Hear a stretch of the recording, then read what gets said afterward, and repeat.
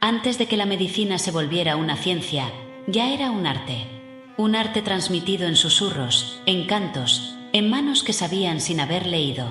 Curanderos, parteras, abuelas con hojas en el delantal, hombres que hablaban con las plantas.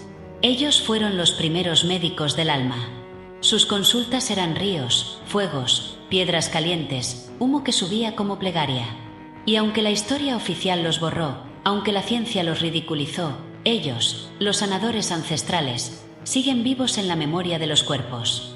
Este libro no es una guía de plantas, ni un tratado esotérico. Es un acto de memoria, un viaje hacia lo que el mundo moderno llamó superstición, pero que fue, durante milenios, la única medicina que tuvimos. Aquí se entrelazan historias reales, datos olvidados, culturas silenciadas y una verdad que incomoda, que el alma también enferma y que no todos los males se curan con pastillas. Porque tal vez, lo que la ciencia ha olvidado, la tierra aún lo recuerda. Hubo un tiempo en que el cuerpo no era un conjunto de órganos. No se dividía en sistemas, no se estudiaba desde láminas colgadas en paredes blancas, ni se diagnosticaba con aparatos fríos que auscultan sin mirar. Hubo un tiempo en que el cuerpo era un santuario, un puente entre lo visible y lo invisible, entre el espíritu que habita y la materia que lo sostiene. Para los pueblos ancestrales, el cuerpo no era una máquina que debía mantenerse en funcionamiento, sino una morada sagrada que hablaba con símbolos, dolencias y sueños. Las culturas originarias, de los Andes al Himalaya, de África a Oceanía, entendieron desde siempre que el cuerpo humano no podía separarse del alma, de la tierra ni de la historia de quienes lo habitaban.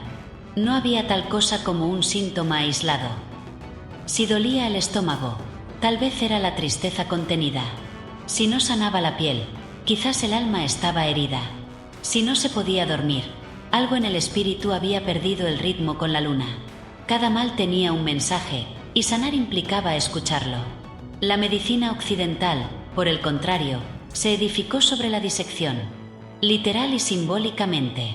Dividió el cuerpo para entenderlo, separó el corazón del cerebro, los pulmones del sistema nervioso, la emoción del músculo.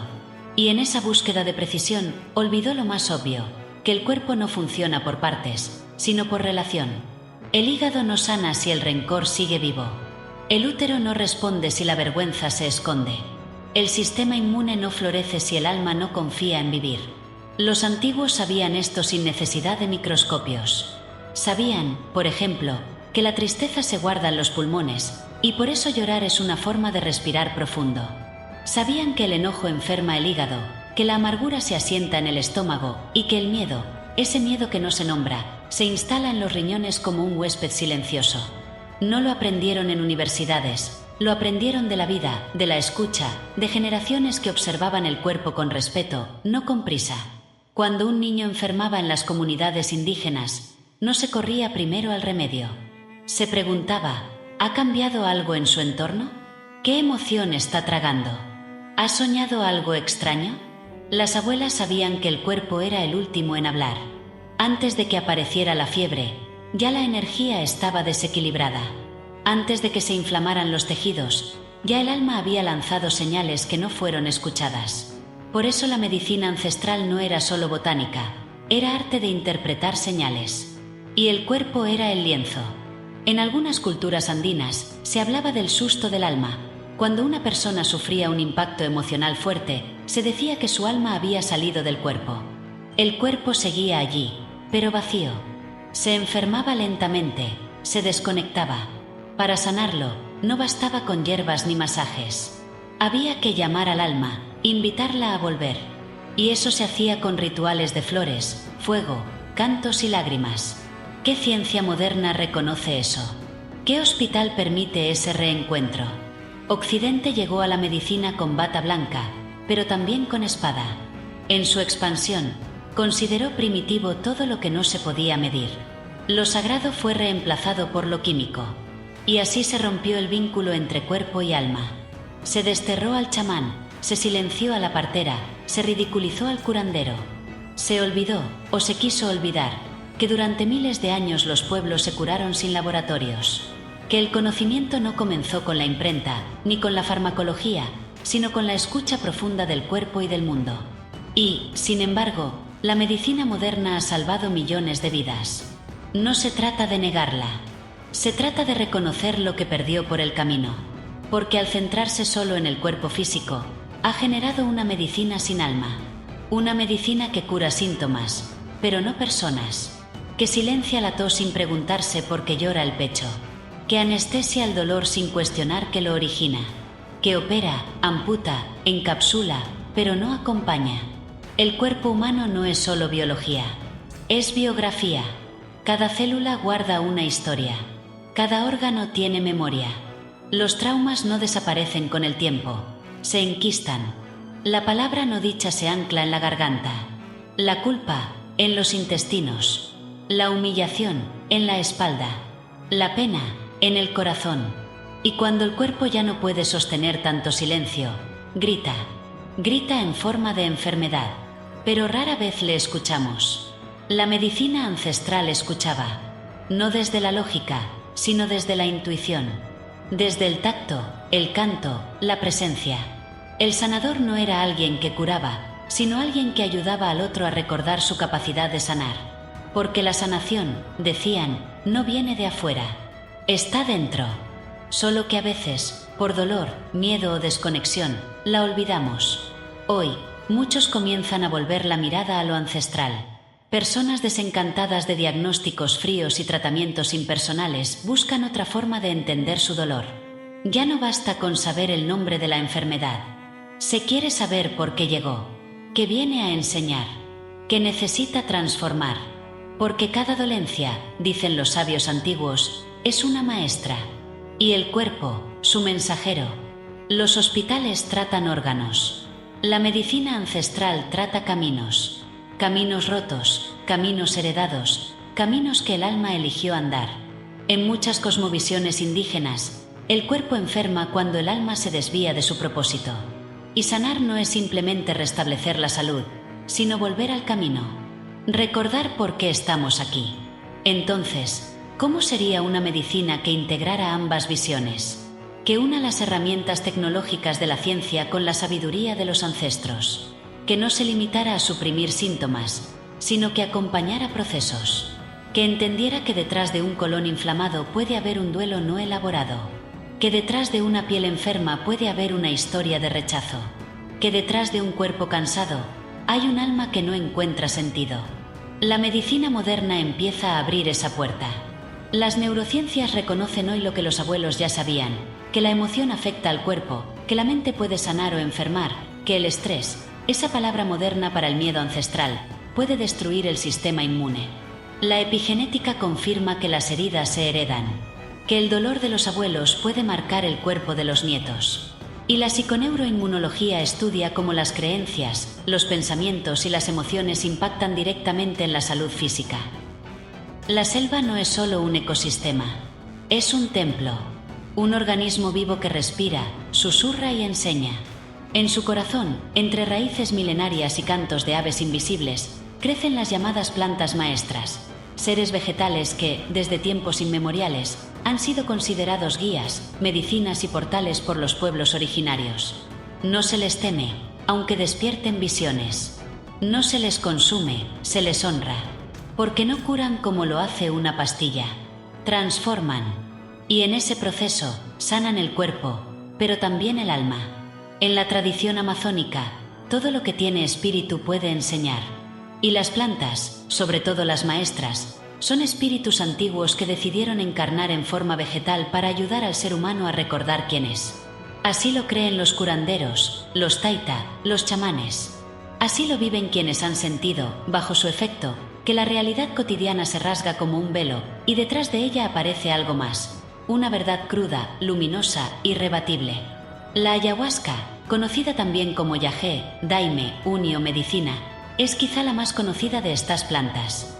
Se prepara con la combinación de dos especies, la liana Banisteriopsis caapi y las hojas de Cichotria viridis.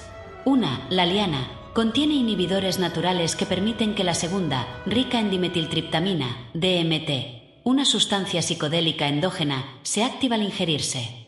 El resultado es una bebida espesa, amarga, difícil de beber, pero que al entrar al cuerpo abre puertas que ningún laboratorio ha podido mapear. Pero más allá de la química, lo que importa es la intención.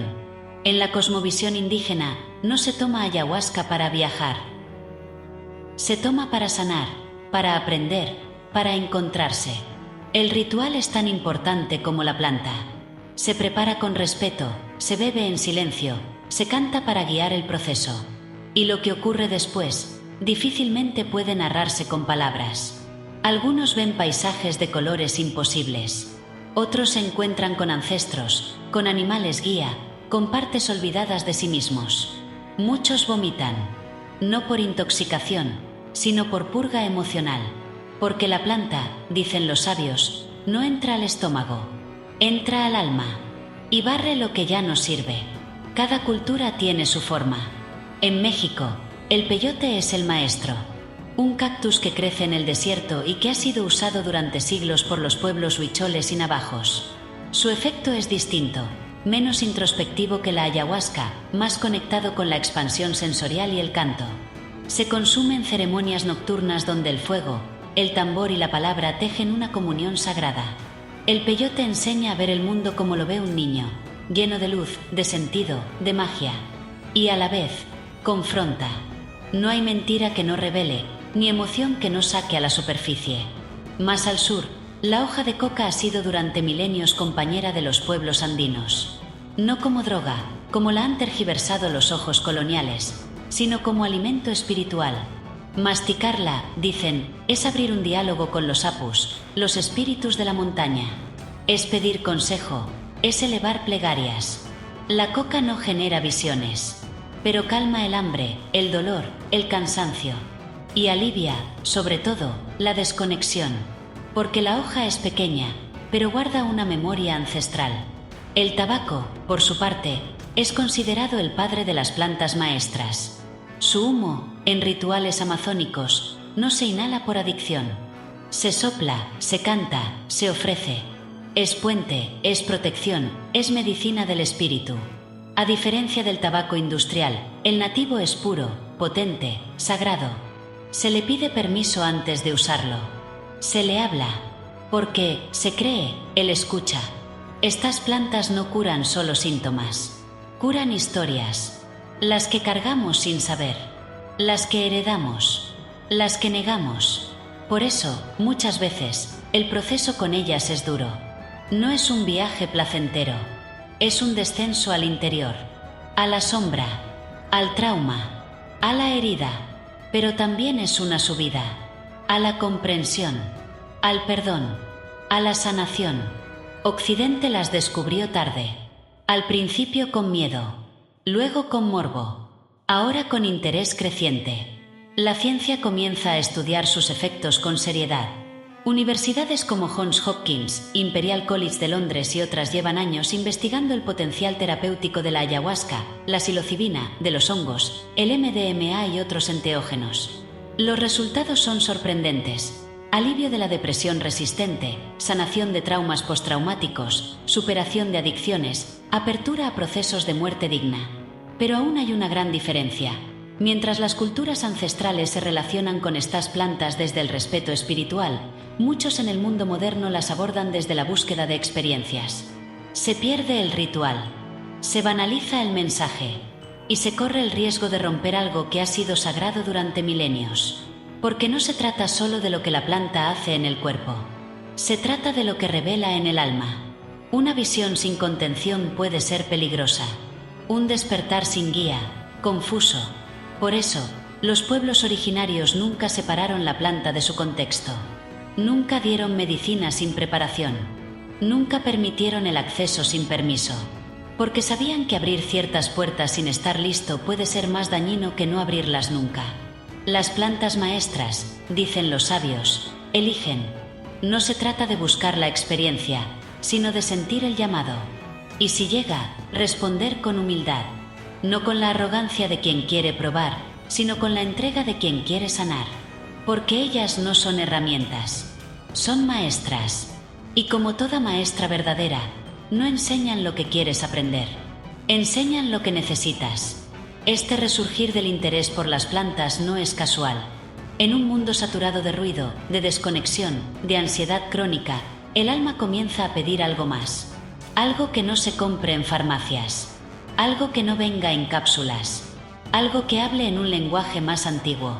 Y ahí están ellas, esperando, como siempre, en lo profundo de la selva, en el desierto, en las alturas, en los cantos que nadie ha escrito, pero que el alma recuerda.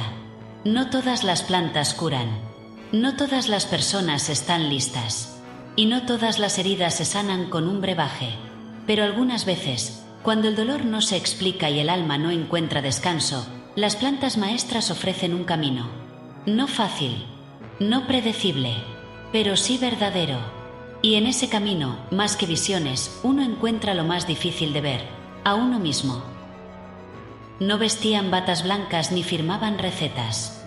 No estudiaban en universidades ni colgaban diplomas en las paredes. Y sin embargo, su palabra era ley, su presencia un alivio y su toque, una esperanza. Fueron, y aún son, los curanderos, chamanes y parteras, sabios sin títulos, doctores del alma y el cuerpo que habitaron los márgenes, mientras el mundo se obsesionaba con la ciencia y olvidaba la sabiduría. Los pueblos originarios siempre han tenido figuras a las que acudían cuando el cuerpo enfermaba, el alma se perdía o un nuevo ser llegaba a este mundo. En el centro de cada comunidad, había alguien que no solo sabía de hierbas, sino de sueños. Alguien que no solo entendía los síntomas, sino que escuchaba las historias.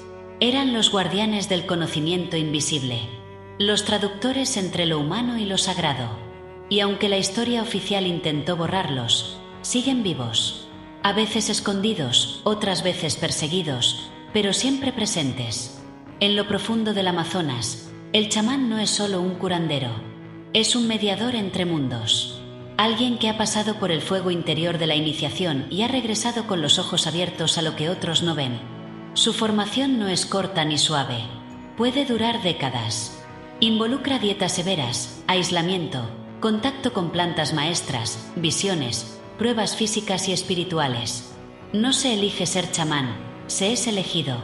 Por las plantas, por los sueños, por el clan o por una enfermedad que obliga a despertar. Muchos se convirtieron en sanadores porque ellos mismos estuvieron al borde de la muerte. Y fue allí, en ese umbral, donde aprendieron a sanar. Cada comunidad tiene su forma. En los Andes, el yachaco sabio ancestral también cumple ese rol. No solo conoce el uso de las plantas medicinales, sino que es capaz de leer los pulsos, el aliento, los ojos. Sabe cuando una dolencia viene del cuerpo y cuando del alma. Sabe cuando una fiebre se cura con una infusión y cuando con una limpia espiritual. Y lo hace con respeto, con cantos, con gratitud. Porque su medicina no es una propiedad, es un servicio. En México, los hueseros alivian con sus manos huesos torcidos, columnas resentidas, músculos contraídos por el estrés de la vida. Su conocimiento no viene de libros, sino de la observación, de la práctica, del legado familiar. Muchos aprendieron viendo a sus abuelas, escuchando los secretos del cuerpo que se revelan solo a quienes tocan con fe. En comunidades afrodescendientes, los rezanderos y rezanderas curan con oraciones antiguas, plantas y rituales que combinan lo cristiano con lo ancestral. La sanación, para ellos, es también una conversación con Dios, aunque ese Dios tenga otros nombres, otros rostros. ¿Y qué decir de las parteras? Mujeres sabias, tejedoras de vida, guardianas del misterio del nacimiento. Durante siglos, trajeron al mundo generaciones enteras sin necesidad de bisturí ni monitores. Escuchaban el cuerpo de la mujer como quien escucha una canción antigua. Sabían cuándo hablar, cuándo callar, cuándo empujar. Acompañaban con manos tibias y palabras suaves. Muchas veces, eran también consejeras, sanadoras, confidentes. Y aunque fueron desplazadas por la medicina hospitalaria, en muchos rincones aún siguen allí, sentadas junto al fuego, esperando la llegada de una nueva alma con la paciencia que solo da el amor. Estas figuras no pueden entenderse desde la lógica racional. Su conocimiento es simbólico, espiritual, empírico, pero también energético. Ellos leen señales que para otros son invisibles. Escuchan lo que no se dice, perciben lo que no se muestra. Y muchas veces lo hacen sin cobrar, sin horario, sin garantías. Porque su don no es un negocio, es una misión. Pero ser guardián del conocimiento no ha sido fácil. Durante siglos, la Iglesia, la colonia y la medicina oficial han perseguido a estos sabios. Los llamaron brujos, herejes, charlatanes. Les quemaron sus instrumentos, les prohibieron sus prácticas, los acusaron de pactos con el diablo. Muchas curanderas fueron quemadas en la hoguera. Muchos chamanes fueron obligados a esconder su saber o a disfrazarlo de religiosidad aceptada. La colonización no solo arrasó con tierras, arrasó con formas de sanar. Y sin embargo, sobrevivieron. Porque el dolor no se elimina con decretos. Porque la necesidad de sanar, de encontrar sentido, de conectarse con lo invisible, es tan antigua como el ser humano. Y en los márgenes de las ciudades, en las comunidades rurales, en los pueblos olvidados por el sistema, ellos siguieron haciendo lo que siempre han hecho: sanar con las manos, con la palabra, con la presencia. Hoy, el mundo moderno comienza a volver los ojos hacia ellos. Médicos occidentales se entrenan con curanderos. Universidades registran su saber. Mujeres urbanas buscan parteras para partos respetados. Psicólogos exploran el poder de los rituales. Porque algo dentro nuestro, algo que no puede explicarse con números, reconoce que allí hay verdad, que allí hay memoria, que allí, en ese saber antiguo, vive una medicina que no mata el síntoma, sino que abraza el dolor. Y no se trata de romantizar. No todos los curanderos son sabios. No todas las prácticas son efectivas. Como en cualquier sistema, hay errores, hay abusos, hay límites.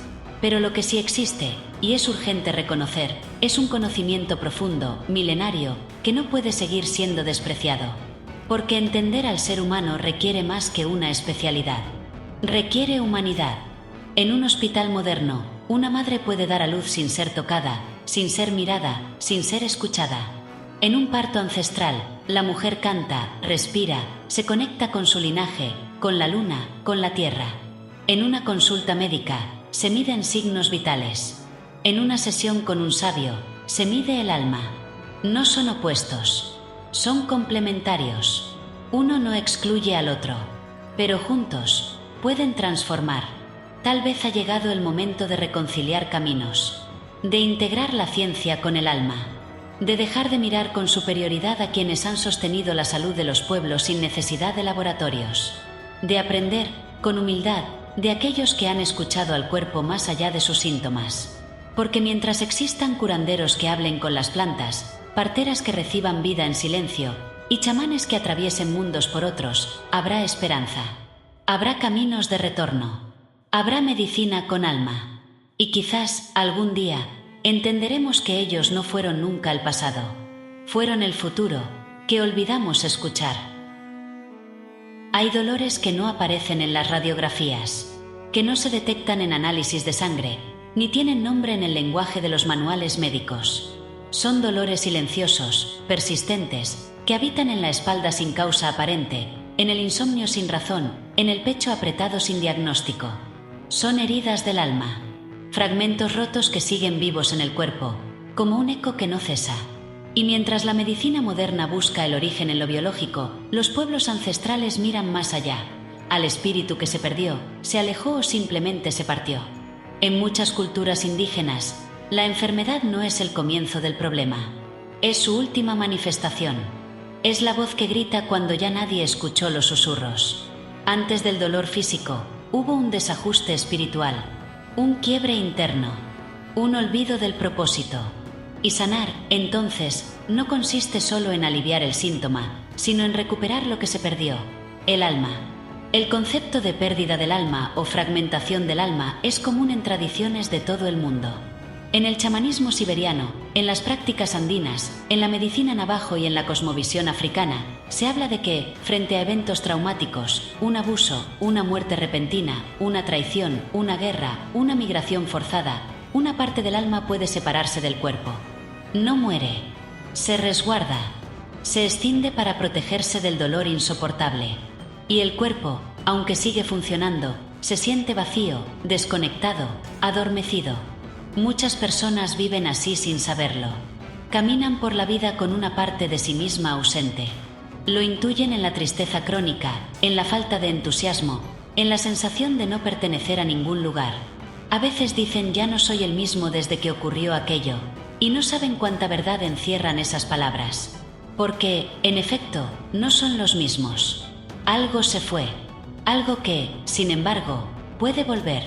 Los curanderos y chamanes practican lo que llaman recuperación del alma. No es un exorcismo ni una intervención médica. Es un viaje espiritual donde el sanador entra en un estado expandido de conciencia, a veces con la ayuda de tambores, cantos, plantas o rituales, y busca esa parte perdida. La encuentra, la nombra, la reconoce y la trae de vuelta. Es un acto profundo, simbólico y emocional. Y aunque parezca lejano a la ciencia, miles de personas han experimentado después de ello una sanación que ningún fármaco logró.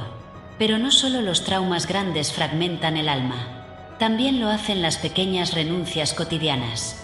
Callarse lo que duele, traicionarse por agradar, abandonar sueños por miedo, asumir roles que no se quieren, vivir sin propósito. Todo eso desgasta, todo eso rompe en pedazos. Y el alma, que es paciente pero no infinita, se repliega. Se esconde detrás de síntomas, ansiedad, apatía, insomnio, enfermedades autoinmunes, incluso adicciones. Porque cuando el alma se aleja, el cuerpo grita. Y no basta con atender al cuerpo. No basta con pastillas. Hace falta mirar dentro. Preguntarse, ¿cuándo dejé de sentir? ¿Qué parte de mí no volvió de aquella noche, de aquel divorcio, de aquella pérdida? ¿Qué historia sigo repitiendo que ya no me pertenece? La sanación espiritual no exige respuestas rápidas. Exige presencia, escucha, valentía para atravesar la herida sin anestesia. La medicina ancestral, lejos de negar el cuerpo, lo honra, pero no lo separa del alma. Sabe que el hígado puede sanar, sí, pero si también se libera el enojo. Que los pulmones pueden respirar mejor, sí, pero si también se suelta la pena. Que la piel puede dejar de inflamarse, sí, pero si también se deja de huir de uno mismo.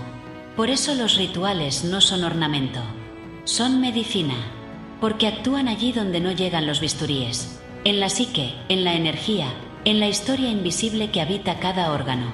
En la tradición maya, por ejemplo, se cree que la enfermedad aparece cuando uno se desvía de su camino sagrado, cuando olvida su misión, cuando el nahual, el espíritu protector, deja de acompañar porque ya no puede sostener la desconexión. Entonces el cuerpo cae, porque no tiene más guía. Y recuperar la salud, entonces, es también recuperar el rumbo. En África, algunos pueblos creen que la enfermedad es una señal de que los ancestros están llamando, que algo no se ha honrado, que una promesa se ha olvidado. Y entonces se hacen ceremonias no solo para curar al enfermo, sino para restablecer el equilibrio con el linaje. Porque la salud no es individual, es comunitaria. Y el alma, como red, se resiente cuando el tejido se rompe. Occidente, lentamente, comienza a intuir esto. La psicología transpersonal habla hoy de trauma del alma. Las terapias sistémicas reconocen la influencia de lo no dicho en generaciones pasadas. La neurociencia descubre que los recuerdos traumáticos pueden alojarse en el cuerpo sin pasar por la mente consciente. Y la medicina psicosomática acepta que muchos síntomas físicos tienen raíz emocional. Pero aún falta camino. Aún se teme nombrar el alma en los consultorios. Aún se evita hablar de propósito, de espiritualidad, de memorias ancestrales. Como si el alma fuera un estorbo para la objetividad. Como si sanar el cuerpo fuera suficiente. Como si no fuéramos mucho más que carne y hueso. Y sin embargo, cada vez más personas buscan algo distinto. No porque renieguen de la medicina moderna, sino porque sienten que no les alcanza. Porque intuyen, como lo intuyeron sus abuelos, que la vida tiene una dimensión invisible, y que si esa dimensión se rompe, ninguna medicina podrá recomponerla. Sanar el alma no significa creer en dogmas. Significa detenerse, preguntarse, honrar lo que duele, reconocer lo que se ha perdido, y abrirse al retorno de uno mismo. A veces, eso se logra con un canto, con una conversación profunda, con un baño de hierbas, con un abrazo largo, con una ceremonia, con una lágrima que al fin se permite caer. Porque el alma no se recupera con velocidad, se recupera con verdad. Y tal vez ese sea el acto más radical de medicina, dejar de correr y empezar a escucharse. Durante siglos, la medicina ancestral fue marginada, descalificada, incluso perseguida. Se le llamó superstición, ignorancia, magia peligrosa. Fue asociada al atraso, al paganismo, al salvajismo. Se prohibieron rituales, se quemaron libros, se condenaron prácticas milenarias. Y mientras los laboratorios crecían, los rezos eran silenciados. Mientras la bata blanca ganaba legitimidad, la partera era expulsada del parto. El saber ancestral fue sistemáticamente borrado del discurso oficial, pero nunca desapareció. Siguió vivo en los márgenes, en los pueblos, en la cocina de la abuela, en la memoria corporal de quienes nunca dejaron de escuchar a la tierra. Y ahora, como un acto de justicia lenta pero inevitable, ese saber empieza a regresar. No porque lo hayan permitido los poderes, sino porque lo exige el alma colectiva. Porque, en un mundo donde la medicina moderna ha alcanzado una precisión quirúrgica pero ha olvidado el contacto humano, cada vez más personas buscan lo que la ciencia dejó atrás, la sabiduría de lo simple. El fuego, el canto, la planta, el silencio. La paradoja es notable. Lo que fue ridiculizado por siglos hoy empieza a ser estudiado por las mismas instituciones que lo negaron. Investigaciones científicas, ensayos clínicos, revisiones sistemáticas. Occidente intenta ahora explicar, con lenguaje técnico, lo que los pueblos originarios ya sabían sin necesidad de demostrarlo. Uno de los ejemplos más claros es el de las plantas medicinales. El 80% de los fármacos modernos provienen de compuestos naturales extraídos o inspirados en vegetales. La aspirina, uno de los medicamentos más consumidos del mundo, tiene su origen en la corteza del sauce, usada desde tiempos antiguos para aliviar el dolor. La morfina, el taxol, la quinina, todos nacen del mismo lugar al que durante siglos se miró con desdén, la naturaleza. Pero el reconocimiento va más allá de la botánica. En los últimos 20 años, la ciencia occidental ha empezado a estudiar los efectos de prácticas antes consideradas alternativas o folclóricas. La meditación, por ejemplo, ya no es solo cosa de monjes budistas. Numerosos estudios han demostrado que modifica la estructura del cerebro, fortalece el sistema inmunológico, reduce la inflamación y mejora la salud mental. La respiración consciente, practicada desde hace milenios en tradiciones como el yoga o el chamanismo andino, ahora es investigada por neurocientíficos que la vinculan con la regulación del sistema nervioso autónomo.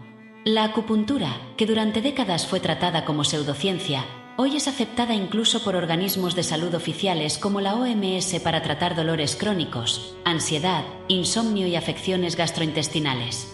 Y lo mismo ocurre con la aromaterapia, los baños de bosque, la musicoterapia, la danza consciente, el uso de hongos psilocibios y el ayuno terapéutico. Poco a poco, lo ancestral entra por la puerta trasera de la ciencia. No como una moda, sino como una necesidad. Porque la medicina moderna ha sido extraordinaria en resolver emergencias, cirugías, infecciones. Pero ha fracasado en contener las epidemias modernas. Ansiedad, depresión, enfermedades autoinmunes, insomnio, fatiga crónica. Males del alma que el bisturí no corta y la pastilla apenas silencia. Y ahí, lo ancestral vuelve a tener sentido. Porque sus herramientas no son solo químicas, son simbólicas. No buscan erradicar el síntoma, sino comprender su mensaje. No tratan al paciente como un cuerpo enfermo, sino como un alma en búsqueda. Incluso en el terreno más escéptico, el de las neurociencias, se empieza a hablar de lo que antes era tabú, la espiritualidad. Científicos como Andrew Newberg han demostrado que la experiencia espiritual tiene correlatos en el cerebro. Que orar, meditar, cantar mantras o participar de rituales sagrados activa áreas cerebrales vinculadas con la empatía, la serenidad, el sentido de unidad y la percepción del tiempo. No se trata de probar la existencia de lo divino, sino de reconocer que el acto de conectar con algo más grande tiene efectos reales en la salud. Y aunque estos descubrimientos se presentan como hallazgos modernos, los pueblos ancestrales podrían sonreír ante ellos. Porque para ellos nunca fue necesario demostrar lo obvio, que el cuerpo y el espíritu están unidos, que la palabra puede sanar, que un canto puede cambiar la vibración del agua en el cuerpo, que caminar descalzo sobre la tierra no es solo agradable, es medicina, que sanar, a veces, no requiere químicos, sino ritos. El retorno del saber prohibido no es solo un fenómeno académico, es también un movimiento cultural. Cada vez más personas urbanas asisten a ceremonias con plantas maestras. Buscan chamanes, visitan temazcales, aprenden a preparar sus propias tinturas. Se reconectan con los ciclos de la luna, los ciclos del cuerpo, los ciclos de la vida. No porque desprecien la ciencia, sino porque buscan algo que ella no da, sentido. Esto ha generado tensiones. Hay quienes acusan a este movimiento de apropiación cultural, de banalización de lo sagrado. Y no sin razón, porque no todo retorno es limpio. Muchas prácticas ancestrales han sido convertidas en productos de mercado. Se venden retiros espirituales a precios inaccesibles. Se imitan rituales sin comprender su raíz. Se invoca lo ancestral sin respeto ni permiso. El riesgo es real, que el mismo sistema que destruyó el saber lo convierta ahora en mercancía. Por eso es necesario recordar que el saber ancestral no es solo técnica, es cosmovisión. No puede usarse como accesorio. Debe ser honrado, estudiado, transmitido con humildad. No basta con saber cómo se prepara una planta. Hay que saber cómo se pide permiso, cómo se agradece, cómo se acompaña al otro en su proceso. El verdadero retorno del saber no será a través de la validación científica, aunque ésta ayude. Será a través de la transformación interior, de la escucha, del respeto, del reconocimiento de que hay saberes que no se aprenden en laboratorios, sino en la relación viva con la tierra, con el cuerpo, con el misterio. Y en ese camino, la ciencia tiene mucho que ganar, porque, al abrazar lo ancestral, puede volverse más humana, más integradora, más humilde. Puede dejar de mirar con superioridad y empezar a mirar con asombro, porque lo que hoy redescubre con aparatos, los abuelos ya lo sabían con el corazón. Quizá no se trata de elegir entre lo antiguo y lo moderno. Quizá se trata de recordar que toda medicina es verdadera, si nace del amor y del respeto por la vida. Y eso, los sabios antiguos nunca lo olvidaron. La medicina ancestral no se extinguió por falta de eficacia. No desapareció porque fuera menos sabia, ni porque sus remedios fueran inferiores. Se extinguió o fue empujada a los márgenes, por razones mucho más profundas: poder, control, colonización. Y en ese proceso, no solo se perdió conocimiento curativo, se quebró la relación sagrada entre el ser humano y la tierra. Se apagaron cantos, se callaron lenguas, se impuso el miedo. La colonización no solo borró culturas, también borró medicinas. Y las llamó brujería, paganismo, atraso. Cuando llegaron los conquistadores a América, África y Asia, no solo venían con espadas y cruces.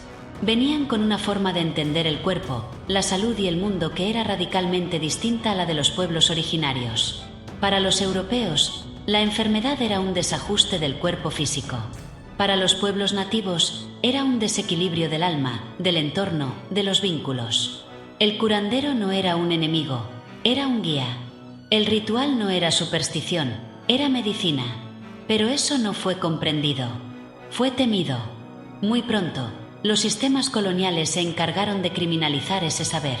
La Inquisición llegó también a América.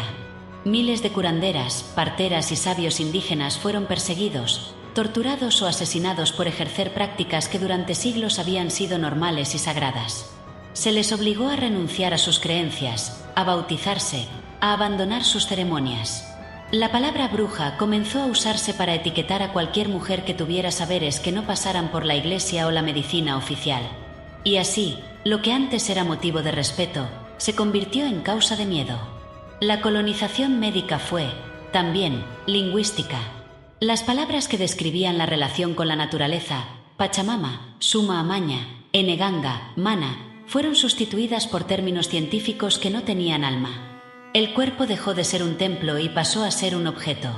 La medicina ancestral, en lugar de ser reconocida como conocimiento empírico y espiritual, fue reducida a superstición popular. Y los saberes que no murieron, se ocultaron. Se transmitieron en secreto, en voz baja, de abuela a nieto, de sabio a aprendiz, como quien guarda una llama bajo la lluvia. Pero la colonización no fue solo una imposición. También fue una fractura. Porque en muchos pueblos, ese proceso de pérdida del saber vino acompañado de vergüenza. Las nuevas generaciones aprendieron a negar sus raíces para sobrevivir. Ser médico de verdad significaba estudiar en la universidad, no aprender de los mayores. Sanar con plantas era de pobres. Hablar con el río era locura. escuchar al cuerpo, debilidad. Y así, la medicina con alma fue arrinconada en las zonas rurales, en los rincones más humildes, mientras las ciudades se llenaban de clínicas blancas y diagnósticos silenciosos. Sin embargo, la memoria no se borra del todo. Aunque silenciada, la medicina ancestral siguió viva, en los cantos que no se dejaron de entonar, en las manos que seguían frotando el pecho de los niños con mentol casero, en los sueños que advertían antes de que el cuerpo enfermara, en las parteras que nunca se rindieron, en los tambores que no dejaron de sonar. Y hoy, en pleno siglo XXI, ese saber comienza a renacer, no como una moda, sino como una urgencia espiritual. En medio de una crisis global de salud, de sentido y de pertenencia, las personas vuelven los ojos a lo que parecía olvidado. Quieren sanar no solo el cuerpo, sino la historia, no solo el presente, sino el linaje, porque el cuerpo no enferma solo por virus, sino por desarraigo, por no saber de dónde se viene, por haber perdido el contacto con la tierra. En muchos países, las comunidades indígenas están recuperando su derecho a ejercer su medicina. En Bolivia, Ecuador y Colombia, por ejemplo, se reconoce el derecho a la salud intercultural. Se crean clínicas donde el curandero trabaja junto al médico occidental. Se promueven escuelas de medicina ancestral, donde los jóvenes aprenden de sus abuelos, no para mirar al pasado con nostalgia, sino para construir un futuro con raíces.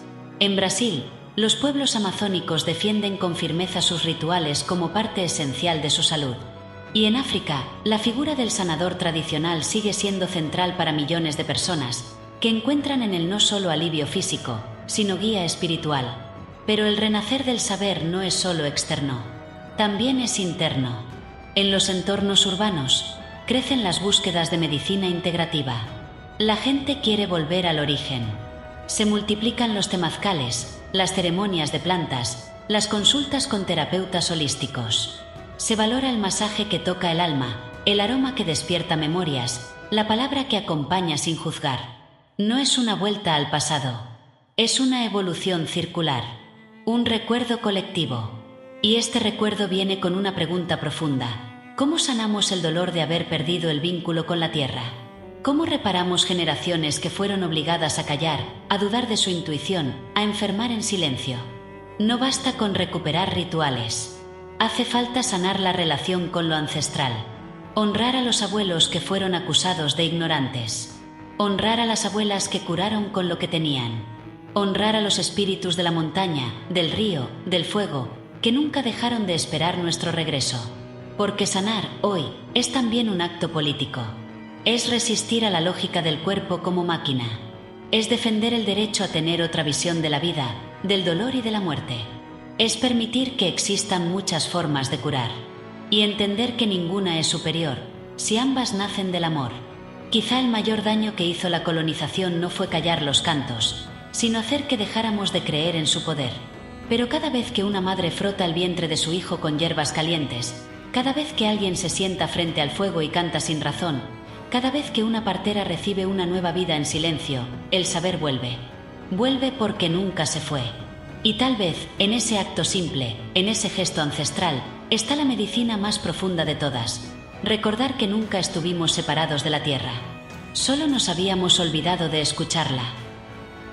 Curar es detener un dolor. Sanar es entender por qué apareció. El mundo moderno ha perfeccionado la cura.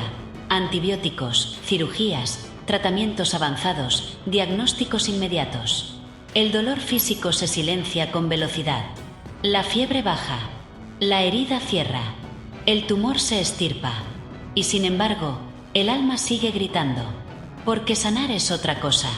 Es más lento, más profundo, más incómodo.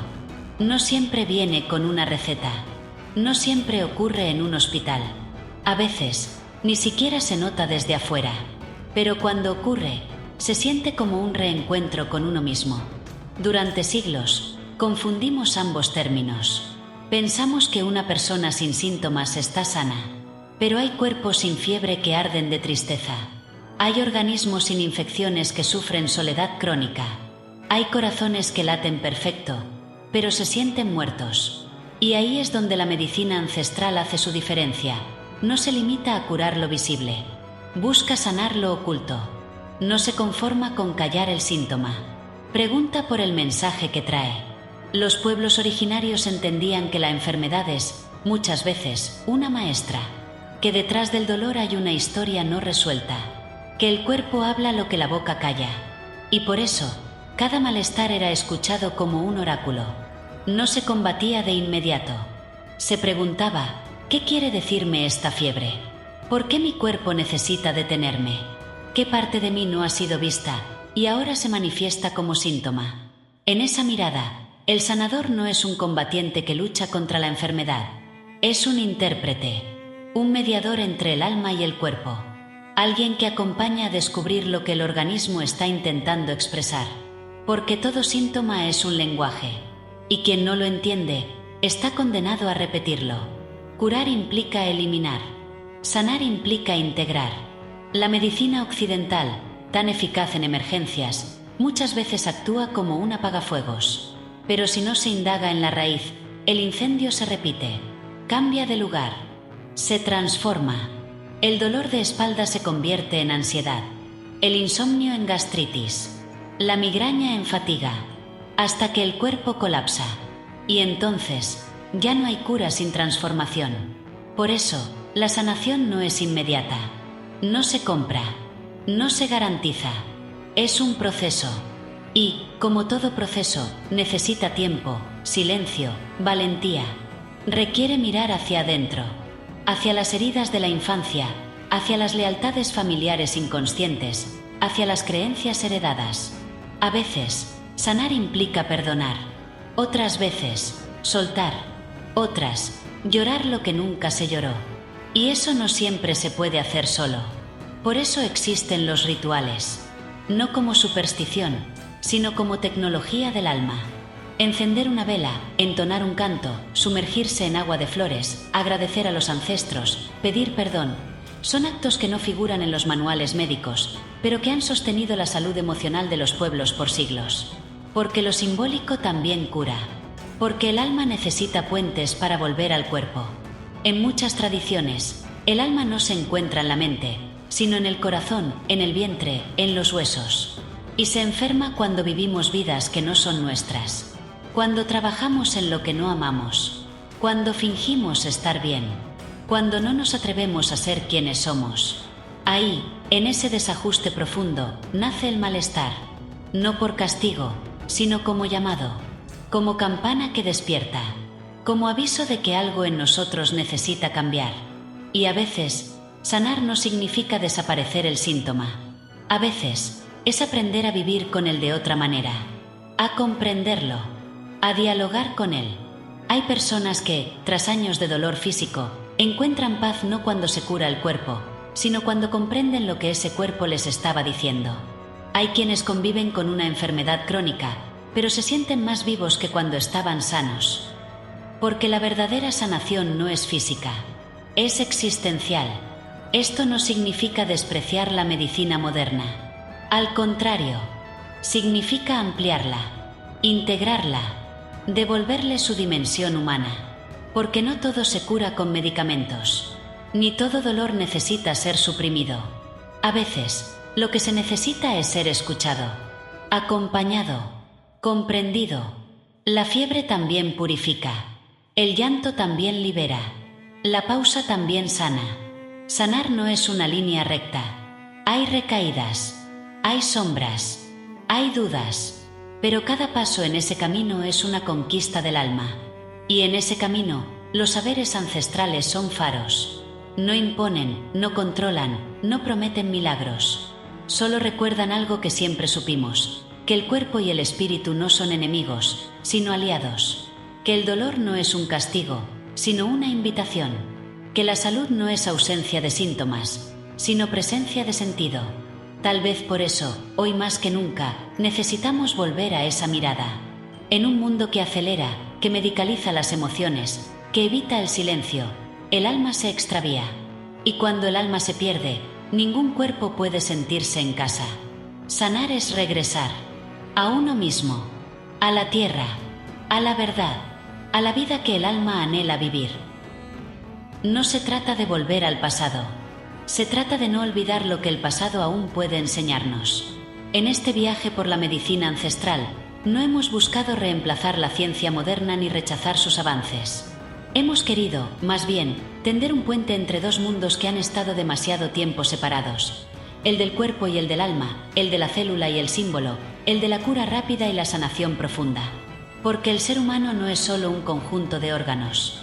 Es historia, energía, memoria, propósito. Y toda medicina que ignore eso está incompleta.